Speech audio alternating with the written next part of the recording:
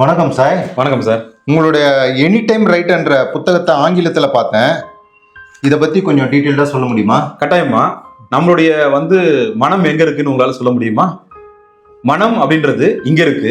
எல்லாரும் என்ன சொல்லுவாங்கன்னா, என் மனசு வலிச்சது அப்படின்னு சொல்லுவாங்க. மூளை அப்படின்றது ஹார்ட்வேர் அப்படின்னா, மனம்ன்றது சாஃப்ட்வேர். ஓகே. மனம் இருந்தாதான் உங்களால சிந்தனையை பெற முடியும்.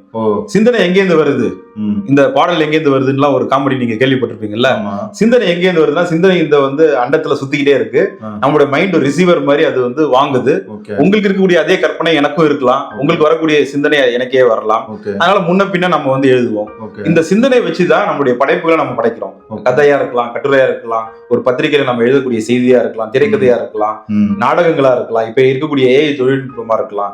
இது எல்லாத்துக்கும் எது மூலதனம் நீங்க பாத்தீங்கன்னா நம்மளுடைய மூளைதான் மூலதனம். அப்ப மூளை நல்லா செயல்பட்டு நம்மளுடைய மனம் நல்லா செயல்பட்டாதான் சிந்தனையை நம்ம வாங்கி எழுத முடியும். இதுல பல்வேறு வகையான ஆயிரக்கணக்கான வகையான சிந்தனைகள் இருக்கு. அதெல்லாம் வச்சு எப்படி நம்ம திறம்பட எழுதலாம்.